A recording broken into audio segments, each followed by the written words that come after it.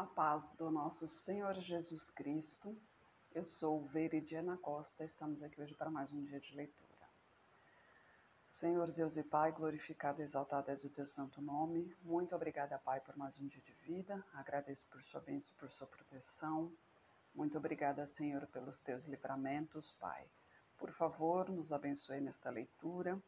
Que cada palavra sua, Senhor, seja ensinamento em nossas mentes e em nossos corações, nos inspire e nos direcione sempre a Ti, em nome de Jesus. Você que está chegando agora, seja bem-vindo, seja bem-vinda. O canal aqui é para leitura bíblica, tá? Pura e simplesmente leitura bíblica. Não falamos sobre placa de igreja, sobre religião, é somente o que está escrito na palavra do nosso Senhor. E interaja com o canal aí, né? Se inscreva, ative o sininho para receber as notificações, curta, compartilhe, comente. É bom interagir com o canal porque assim o YouTube entende que é relevante o vídeo e assim ele mesmo também sugere, né, visualizações para os outros canais.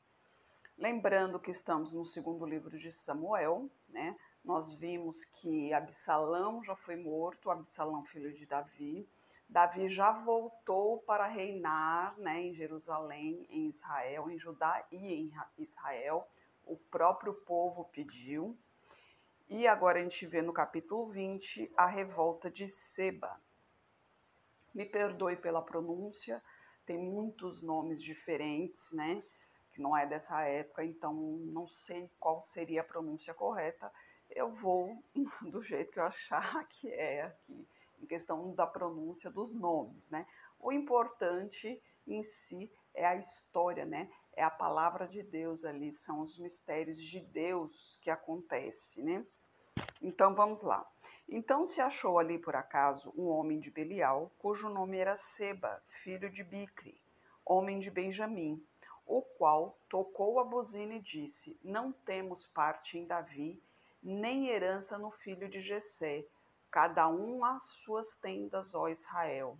Então todos os homens de Israel se separaram de Davi e seguiram Seba, filho de Bicri. Porém, os homens de Judá se uniram ao seu rei desde o Jordão até Jerusalém. Vindo, pois, Davi para sua casa em Jerusalém, tomou o rei as 10 mulheres, suas concubinas, que deixara para guardarem a casa, e as pôs numa casa sob guarda e as sustentava, porém não as possuía. E estiveram encerradas até o dia da sua morte, vivendo como viúvas. Disse mais o rei a Amasa: Convoca-me os homens de Judá para o terceiro dia, e tu então apresenta-te aqui. E foi Amasa para convocar a Judá, porém demorou além do tempo que lhe tinha sido designado. Então disse Davi a Abisai: Mais mal agora nos fará Seba, o filho de Bicri, do que Absalão. Por isso toma tu os servos de teu senhor e persegue-o, para que não ache para si cidades fortes e escape dos nossos olhos. Então saíram atrás deles os homens de Joabe e os quereteus, os peleteus e todos os valentes. Estes saíram de Jerusalém para irem atrás de Seba, filho de Bicri. Chegando ele, pois, à pedra grande que está junto a Gibeão, Amasa veio diante deles e estava Joabe vestido da sua roupa de guerra, e sobre ela um cinto, ao qual estava presa a espada nas suas costas, na sua bainha. E adiantando-se ele, lhe caiu a espada, e disse Joabe a Amasa: Vai bem, meu irmão. E Joabe, com a mão direita, pegou a barba de Amasa para o beijar. E Amasa não se resguardou da espada que estava na mão de Joabe, de sorte que este o feriu com ela na quinta costela, e lhe derramou por terra as entranhas, e não o feriu segunda vez, e morreu. Então Joabe e Abisai, seu irmão, foram atrás de Seba, filho de Bicri. Mas um dentre os homens de Joabe parou junto a ele e disse: Quem há que queira bem a Joabe, e quem seja por Davi, siga Joabe. e Amasa estava envolto no seu sangue no meio do caminho. Mas vendo aquele homem que todo o povo parava, removeu a Amasa do caminho para o campo e lançou sobre ele um manto, porque via que todo aquele que chegava a ele parava. E como estava removido do caminho, todos os homens seguiram a Joabe para perseguirem a Seba, filho de Bicre. E ele passou por todas as tribos de Israel até Abel, Bet-Maaca e a todos os beritas, e ajuntaram-se e também o seguiram. Vieram e o cercaram em Abel de Bet-Maaca, então levantaram uma barragem contra a cidade, e isto colocado na trincheira. E todo o povo que estava com Joabe batia no muro para derrubá-lo. Então uma mulher sábia gritou de dentro da cidade: Ouve, ouve, peço-vos que digais a Joabe: chega-te aqui para que eu te fale. Chegando-se a ela, a mulher lhe disse: Tu és Joabe? E disse ele: Eu sou. E ela lhe disse: Ouve as palavras da tua serva. E disse ele: Ouço.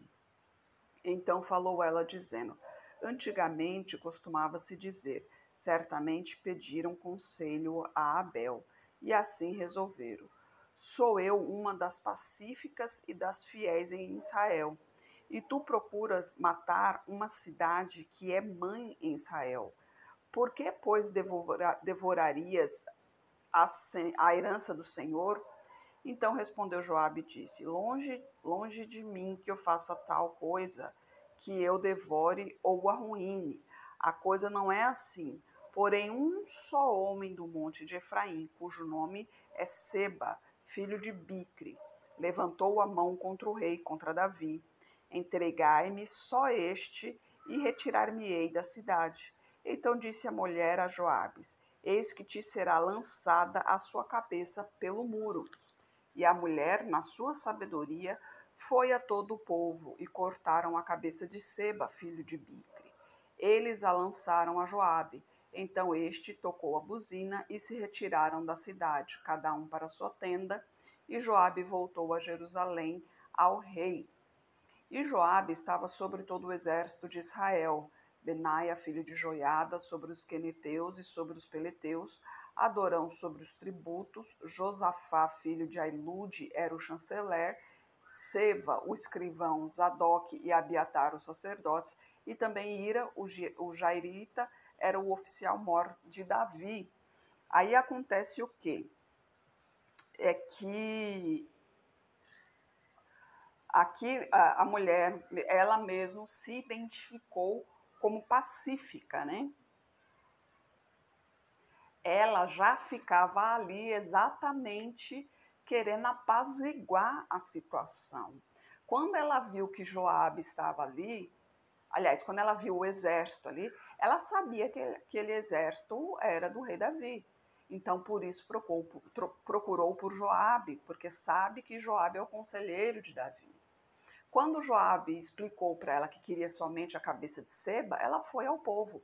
Davi voltou a ser rei em Israel porque o povo pediu. Inclusive, o povo tomou a frente de Judá, né? Que o mais lógico, assim, pela lógica humana, seria Judá procurar a Davi para que voltasse a reinar, né? Já que Davi era o rei ali. Quando Absalão morreu, Judá deveria procurar a Davi. Mas não, Israel foi quem procurou Davi. E Davi voltou. Mas quando Davi voltou, Seba queria tomar a Israel, né? Seba queria ser o rei de Israel.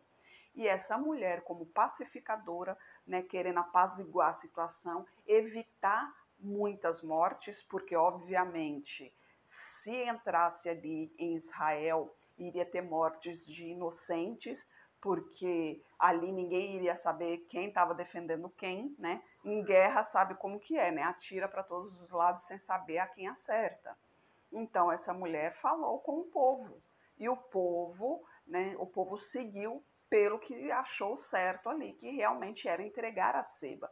Caso não o fizesse, muita gente ali morreria sem sentido, né? Morreria simplesmente estariam ali nos seus afazeres e acabariam mortos sem ter provocado qualquer malefício, né?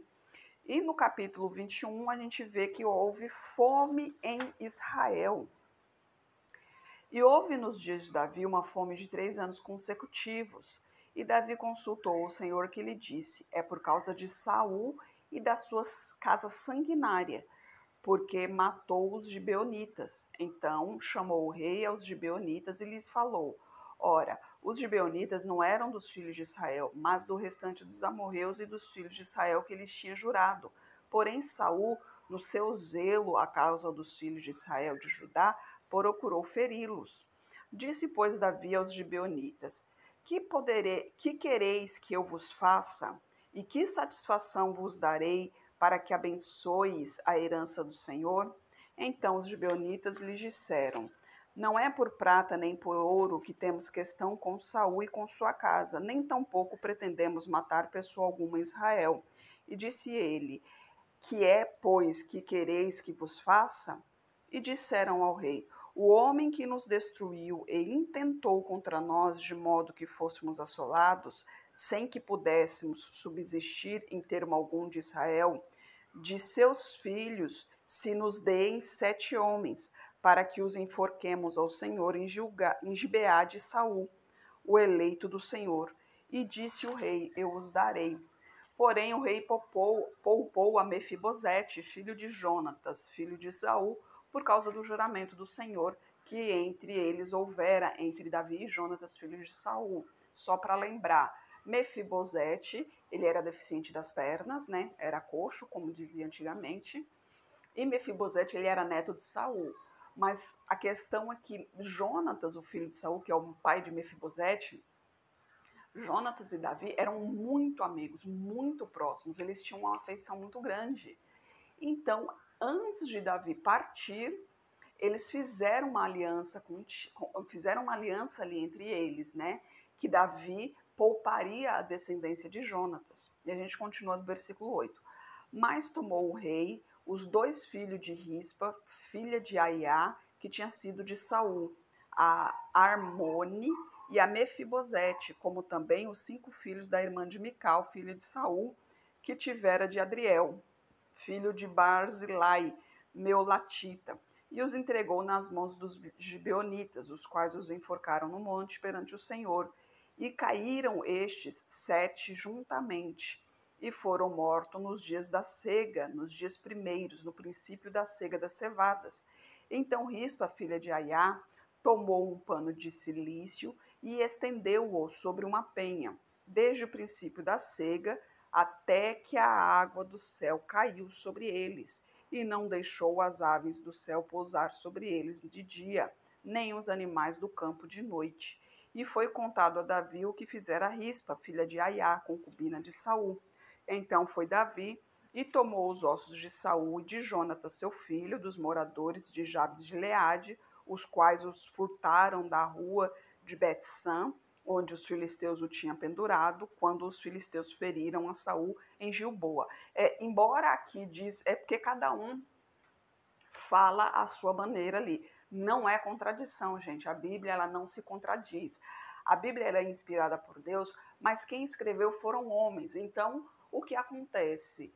Cada um escreve a maneira que entende, né? E a maneira que lhe foi contado. Lembra que Saul, ele se lançou na sua lança e o seu servo logo em seguida, porque ele não queria ser morto pelos incursisos, né? Não queria ser morto pelo povo que não era povo de Deus. O que acontece é que um rapaz, quando viu aquilo, ele perante Davi, provavelmente ele achou como Saul seguia Davi. Isso aí já é minha opinião, não fala a Bíblia o porquê que ele fez isso, mas eu acho que assim, ele provavelmente ele pensou que teria honra, né, que teria algum tipo de paga, né, algum tipo de recompensa, estava tentando lembrar a palavra. Então ele disse a Davi que matou a Saul e a seu servo, mas Davi obviamente fez o que era feito naquele momento, né? Porque o rapaz matou um ungido do Senhor, embora Saul não estava na presença do Senhor, ele se afastou da presença do Senhor, então Davi o matou. Então aqui, né, quando diz aqui que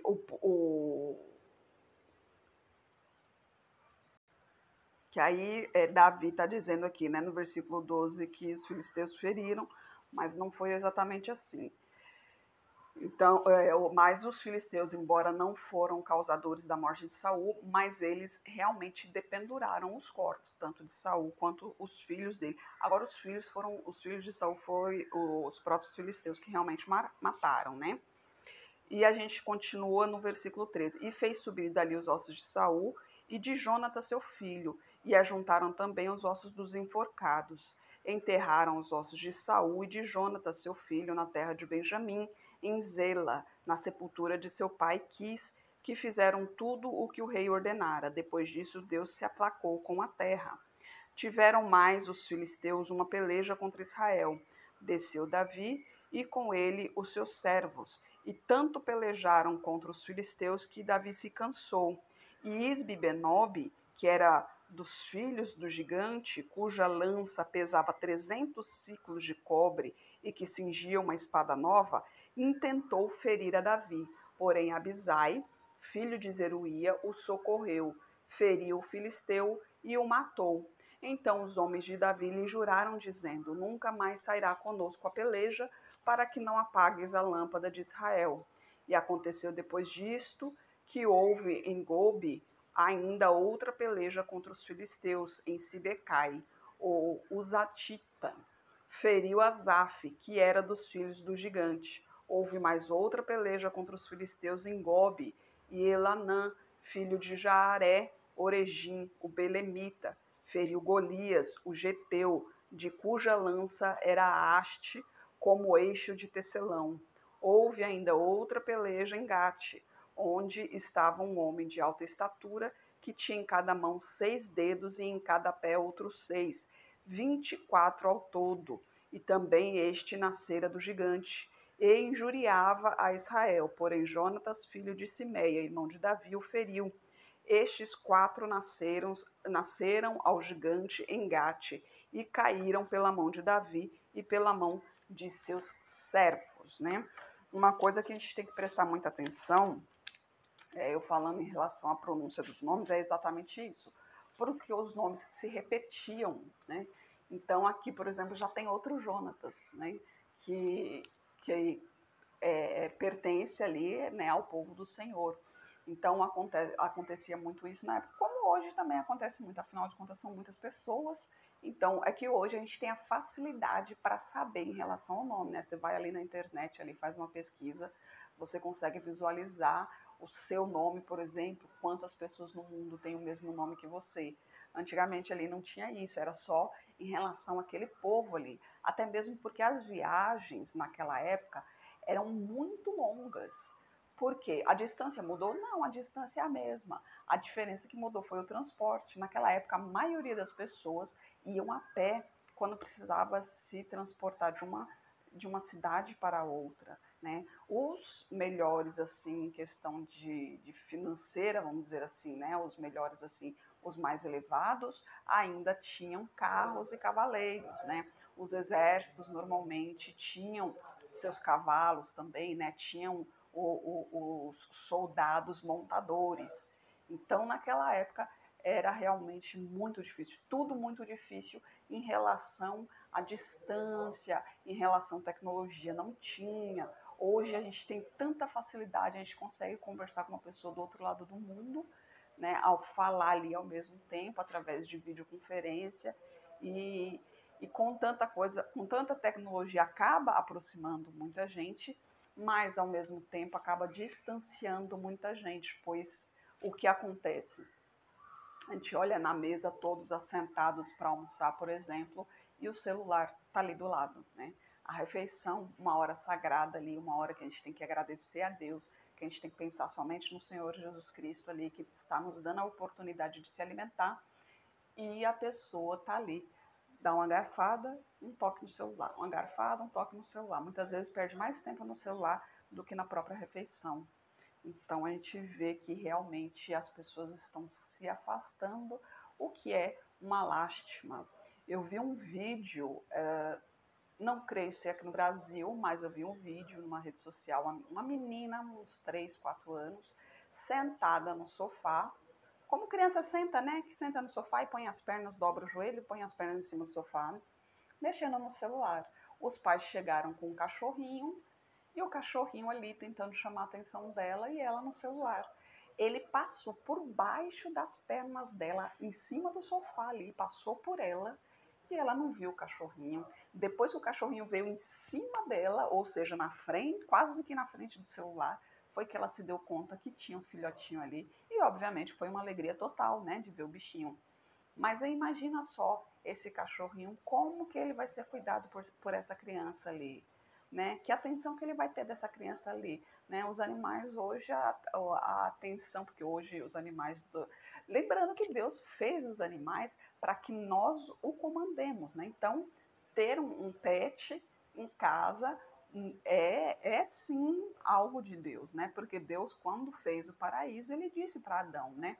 Que ele seria sobre todos os animais. E hoje nós somos todos sobre todos os animais. Lógico que também, se você vê uma onça, você não vai lá fazer carinho nela, né, gente?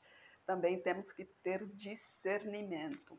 Mas os animais na nossa casa, nós temos que dar atenção, amor, carinho, além da alimentação, exercícios. Então, tudo a gente tem que fazer para cuidar. Quando a gente cuida do nosso lar e de todos os moradores, sem exceção, né, contando também os animais, a gente está agradando a Deus. Porque, afinal de contas, os animais também são criações de Deus, né? O mundo a gente já destruiu, né? Olha só quanta beleza que Deus fez para nós e a gente está destruindo cada vez mais. E olha que tudo o que está acontecendo aí, a gente olha ali na TV, a gente vê nas redes sociais, na mídia em geral, tudo está nos mostrando que está próximo à vinda do nosso Senhor Jesus Cristo. Infelizmente, tem muitos ainda que não acreditam, tem muitos ainda que acham, não, vai demorar, que não sei o quê. Mas a gente não sabe quando a luz apaga, a gente não sabe quando a gente vai adormecer, né? Se a gente vai acordar, se a gente... daqui a um minuto a gente não sabe, eu posso estar aqui falando com vocês e de repente... Então a palavra de Deus diz, buscai enquanto se pode achar, buscai enquanto há tempo, enquanto existe tempo. Só que a gente não sabe até quando esse tempo existirá. Por isso tem que buscar o quanto antes, para não correr o risco de se for e não ter achado. Porque se você se for sem ter achado o Cristo Jesus verdadeiro, sem ter se entregado realmente nos braços do Senhor, o inferno estará esperando, o lago de fogo e enxofre, e garanto que nenhum de vocês querem estar lá. Eu não quero. Eu quero o meu futuro estar ao lado do nosso Senhor, adorando e glorificando o nome dele. Senhor Deus e Pai, glorificado e exaltado és o teu santo nome. Muito obrigada, Pai, por tua palavra, por tua mensagem, Senhor. Nesse momento, Pai, eu peço a Ti pela nação, Senhor. Nós sabemos que o fim está próximo, Pai. Nós ansiamos, Pai, pela sua volta. Não vou mentir, Senhor, eu tenho medo, Pai, da sua volta. Eu temo sobre a sua volta, Pai. Eu espero que o meu nome esteja ali no teu livro da vida, Pai. E eu espero também, Pai, mostrar a tua palavra para muitas pessoas, Senhor, que esses vídeos alcancem as pessoas que ainda não aceitaram a Ti, Senhor, para que elas tenham a oportunidade de salvação, Pai. Eu repreendo nesse momento esses demônios da ansiedade, da síndrome do pânico, da depressão, e ordeno que caia por terra esse mal em nome de Jesus, Senhor. Abra os olhos espirituais dessas pessoas, Pai, para que elas busquem a Ti, pois em Ti há salvação, em Ti há cura, Senhor. Eu peço a Ti por toda a minha parentela, por toda a parentela de meu esposo, derrama a Tua unção sobre cada um deles, Pai. Manifeste o Teu poder na vida de cada um e traga todos para o Seu caminho. Peço a Ti pelos nossos governantes, pelas nossas autoridades, que os Teus anjos estejam guiando cada um deles de acordo com a Tua vontade, Pai. Peço a Ti pelos Teus filhos. Por favor, Pai, nos capacite cada vez mais para proclamarmos o Teu Evangelho. É o que eu oro em nome de Jesus. Amém. Que Jesus Cristo esteja em seu coração e que Deus abençoe.